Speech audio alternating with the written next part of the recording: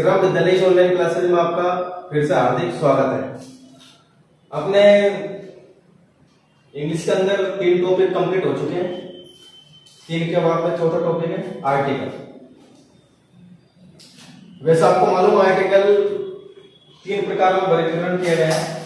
मूलतः जैसे ए का प्रयोग, एन का प्रयोग, दा का प्रयोग। लेकिन इसको विभाजित 2 भागों में किया गया है। कितने भागों में? 2 भाग इसके बताए गए हैं। एक तो इंडेफिनेट आर्टिकल और एक दूसरा होता है डेफिनेट आर्टिकल। 2 प्रकार इसके होते हैं। फर्स्ट कौन सा होता है? इंडेफिनेट आर्टिकल और दूसरा क्या होता है? Definite article. इंडेफिनेट का मतलब क्या होता है? अनिश्चित। क्या होता है?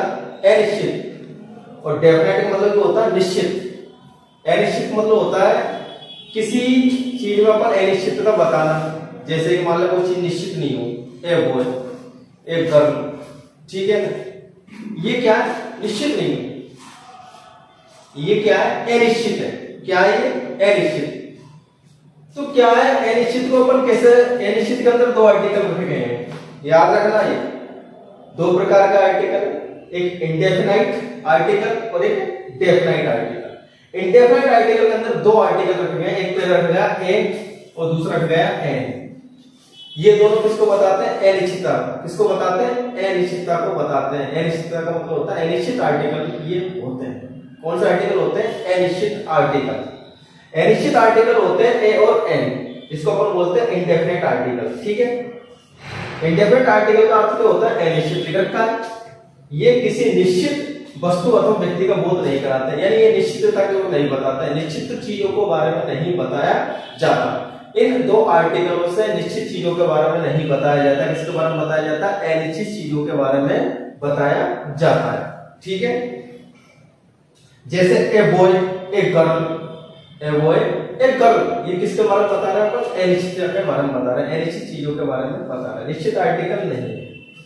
आगे बात समझ में? हमेशा याद रखना आर्टिकल का प्रयोग होता है काउंटेबल, गिनने योग्य संज्ञा के साथ, जिसको अपन गिन सकते हैं, और एक वचन संज्ञा के साथ। ये याद रखना, एक वचन संज्ञा होनी चाहिए, काउंटेबल होनी चाहिए, सिंगुलर नाउन होना चाहिए, काउंटेबल होना चाहिए, इसको अपन गिन सकते हैं। एक गिनने योग्य अनकाउंटेबल नाउन और बहुवचन संज्ञा उस पर आर्टिकल का प्रयोग नहीं होता है। आगे बात समझ में?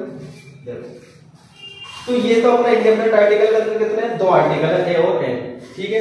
ये इसके उदाहरण देते हैं। एक होता है, दूसरा आर्टिकल कौन सा होता है? Definite article. कौन सा होता है? डेफिनेट। डेफिनेट मतलब डेफिनेट से मालूम चल रहा है आपको, डेफिनेट से मतलब मालूम चल रहा है डायरेक्टली सीधे सीधे के निश्चित। क्या है? निश्चित आर्टिकल। कौन सा आर्टिकल है? निश्चित आर्टिकल है। डेफिनेट आर्टिकल मतलब क्या होता है? निश्चित आर्टिकल। डेफिनेट आर्टिकल होता है, निश्चित आर्टिकल होता है, जिसका अर्थ क्या होता है? निश्चित। ये निश्चित व्यक्ति अथवा निश्चित वस्तु का बोध कराता है। इसके अंदर कौन सा आर्टिकल आता है? केवल द। कौन सा आर्टिकल आता है? द। निश्चित के अंदर कौन सा आता है? इंडेफिनाइट के अंदर कौन सा आता है? ए और एन। डेफिनाइट के अंदर कौन सा आता है? द। इसके अंदर उदाहरण दिया गया, आई सा ए बॉय। ए बॉय दे दिया। ए बॉय तो अपना कौन सा आर्टिकल हो गया? अनिश्चित। लेकिन इसकी निश्चितता बढ़ाने के लिए क्या करना है? दोबारा वही संज्ञा घूम फिर के वापस आ गई। दोबारा बॉय घूम के वापस आ गया, या रिक्त स्थान दे दे, फुल स्टॉप लग रहा है, या रिक्त स्थान दे दिया, दोबारा वही संज्ञा आ गई। वही संज्ञा जब दोबारा आ जाती है तो वो क्या हो जाती है? निश्चित हो जाती है। क्या हो जाती है? निश्चित हो जाती है, डेफिनेट हो जाती है। क्या हो जाती है? डेफिनेट हो जाती है, निश्चित संज्ञा हो जाती है। जब कोई संज्ञा फर्स्ट सेंटेंस के अंदर होती है तो उसके अंदर ए एन लगा दिया जाता है नियम अनुसार। ठीक है। और जब वो संज्ञा दोबारा सेंटेंस के अंदर प्रयुक्त होती है, दोबारा सेंटेंस के अंदर आती जाती है, वो संज्ञा बार बार घूम फिर के, तो क्या हो जाती है? निश्चित हो जाती है। क्या हो जाती है? निश्चित हो जाती है। निश्चित हो जाती है तो क्या हो जाता है? डेफिनेट हो जाता है। इसलिए ये बॉय इस समय क्या है? डेफिनेट आर्टिकल की ओर इंगित कर रहा है। किसकी ओर इंगित कर रहा है? डेफिनेट की ओर। इसलिए यहाँ पर अपन ने किसका प्रयोग कर रखा? द। कौन सा आर्टिकल है? द। डेफिनेट, निश्चित आर्टिकल। आगे बात समझना, दोबारा देख लो। आर्टिकल का वर्गीकरण ए एन ना बोलते हैं अपन, ये आपको मालूम है। ठीक है। इंडेफिनेट आर्टिकल, इंडेफिनेट आर्टिकल के अंदर क्या क्या होता है? ए और एन होता है। ये किसके बारे में बताया जाता है? अनिश्चित के बारे में। ठीक है। डेफिनेट आर्टिकल क्या होता है? निश्चित होता है। ये किसके बारे में बताया जाता है? द के बारे में, द आर्टिकल के बारे में। ठीक। अब आर्टिकल को हम नियम अनुसार पढ़ते हैं। देखो क्या है, मैंने आपको पहले बता दिया दो प्रकार का आर्टिकल होते हैं, एक होता है इंडेफिनेट और एक होता है डेफिनेट। इसमें हम पढ़ रहे हैं अपन इंडेफिनेट के बारे में। किसके बारे में? Indefinite article. इंडेफिनेट आर्टिकल दो होते हैं, एक होता है ए और दूसरा होता है एन।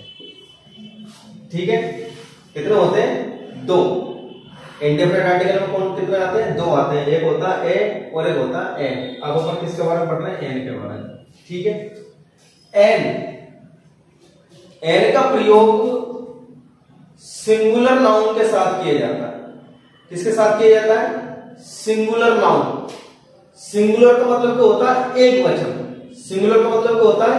एक वचन नाउन होना चाहिए, संज्ञा होनी चाहिए। बहुवचन संज्ञा के साथ इसका प्रयोग नहीं किया जाता। लेकिन सिंगुलर नाउन होना चाहिए। कौन सा होना चाहिए? Noun countable. कौन सा नाउन होना चाहिए? काउंटेबल। काउंट का मतलब क्या होता है? काउंट से आपको मालूम चल रहा है, काउंट करना मतलब होता है गिनना, जिसको अपन गिन सकते हैं, जिसको अपन क्या कर सकते हैं? गिन सकते हैं। पेन अगर एक होगा, दो होगा, 10 होंगे, 10 ऐड होंगे तो गिना आ सकते हैं। तो ये कौन सा नाउन में काउंट गिनती हो जाएगी? काउंटेबल नाउन में। इसमें गिनती हो जाएगी इसकी काउंटेबल नाउन में। अनकाउंटेबल नाउन में होता है जैसे वाटर, पानी। पानी को अपन गिन नहीं सकते, केवल माप सकते हैं। तो पानी अपना क्या? अनकाउंटेबल नाउन है। तो अनकाउंटेबल नाउन से पहले इनका प्रयोग नहीं होता। केवल किस कंडीशन में अप्लाई होता है? ये रूल्स किस कंडीशन में अप्लाई होता है? सिंगुलर होना चाहिए, एक वचन होना चाहिए, लेकिन कैसा होना चाहिए? काउंटेबल, गिनने योग्य। गिनने योग्य संज्ञा में इसका प्रयोग किया जाता है। ठीक है, सिंगुलर नाउन काउंटेबल होना चाहिए, गिनने योग्य संज्ञा होनी चाहिए। जब अपन किसका प्रयोग करेंगे? एन का। एक कंडीशन तो ये। लेकिन दूसरी कंडीशन इसके अंदर क्या हो रही है कि काउंटेबल नाउन के साथ साथ क्या होना चाहिए? संज्ञा का जो प्रथम अक्षर होता है, संज्ञा का जो प्रथम अक्षर होता है, उसका जो साउंड है, जो ध्वनि है, वो किससे निकलनी चाहिए? स्वर की होनी चाहिए। किसकी होनी चाहिए? स्वर की। स्वर का मतलब होता है वोवल्स। किसकी होनी चाहिए? स्वर की ध्वनि होनी चाहिए, वोवल्स होने चाहिए, वोवल्स की आवाज आनी चाहिए।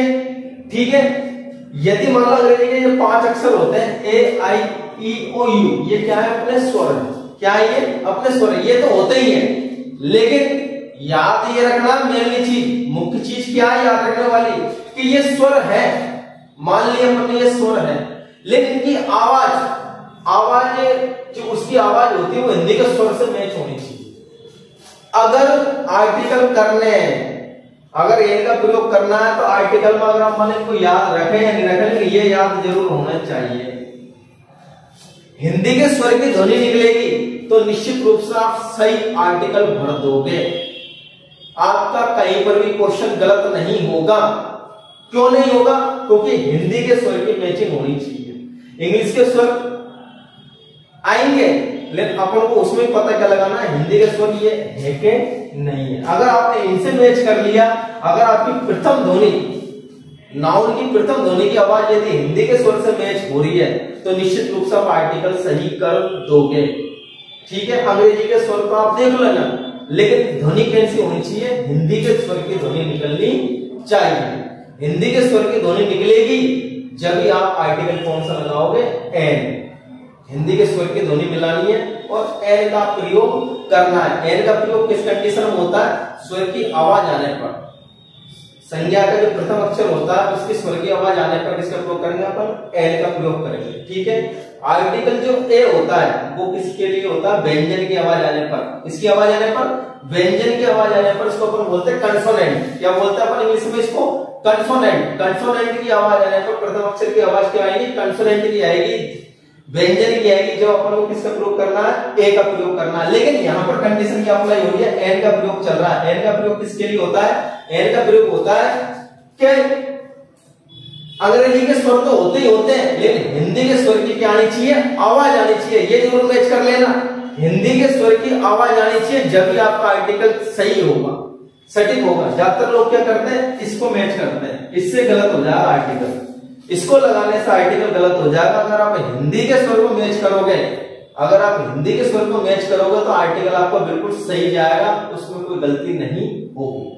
ठीक है, तो इस कंडीशन में आपको एन का प्रयोग करना है। जैसे देखो एप्पल, एप्पल में हालांकि प्रथम जो अक्षर नाउन के अंदर का एप्पल, एप्पल में अपना प्रथम अक्षर क्या है?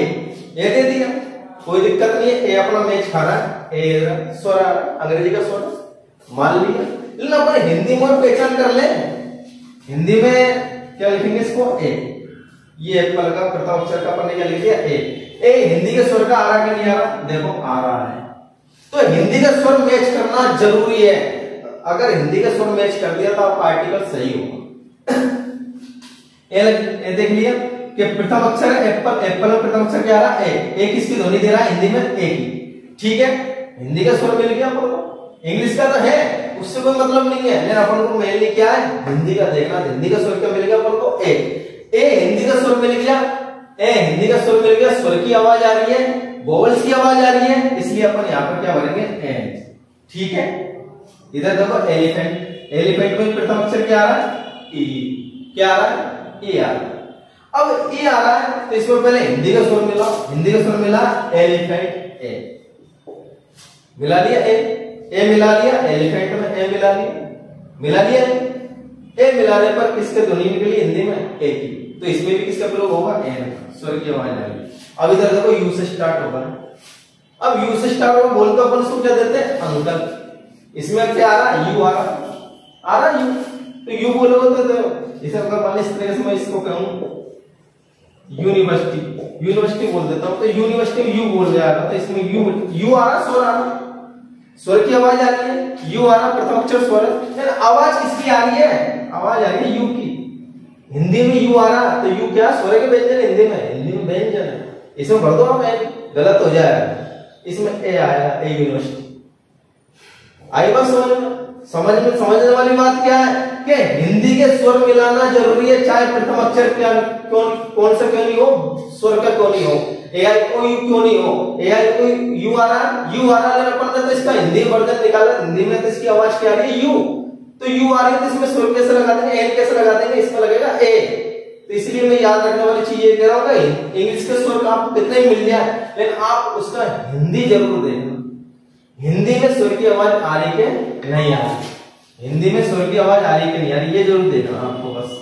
तो हिंदी के स्वर की आवाज अंकल में बोलने में यू आ रहा प्रथम अक्षर, लेकिन बोलने में अंकल ए। तो ए की आवाज आ रही है, ए इसके अंदर है इसके अंदर किसकी आवाज है? स्वर की, व्यंजन की। ये है स्वर की आवाज। हिंदी के मैच करने, बार बार बोल रहा हूं, हिंदी के स्वर मैच करने तो ए की आवाज आ रही है, इसलिए इसमें क्या आ रहा? एन भर दिया है। फिर देखो एक में भी आ रहा, फिर तब अक्षर क्या आ रहा? स्वर का,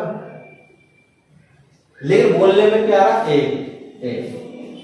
आ रहा, तो ए आ रहा, इसमें क्या भर देंगे? एन। आगे बात समझ में क्लियर? एक चीज याद रखना, बार बार बोल रहा हूं मैं, इंग्लिश के स्वर को मिलाने वो मिले या मत मिले, हिंदी के स्वर जरूर मिलने चाहिए। हिंदी के स्वर मिल गए तो आपका आर्टिकल एन सही होगा, इसमें कोई गलती नहीं होगी। ठीक है, कोई प्रॉब्लम्स? ये आज अपने आर्टिकल टॉपिक के बारे में पढ़ा। आर्टिकल जो टॉपिक है उसमें अपन ने पहले क्या पढ़ा था? एन का प्रयोग। क्या पढ़ा था? एन का प्रयोग पढ़ा था।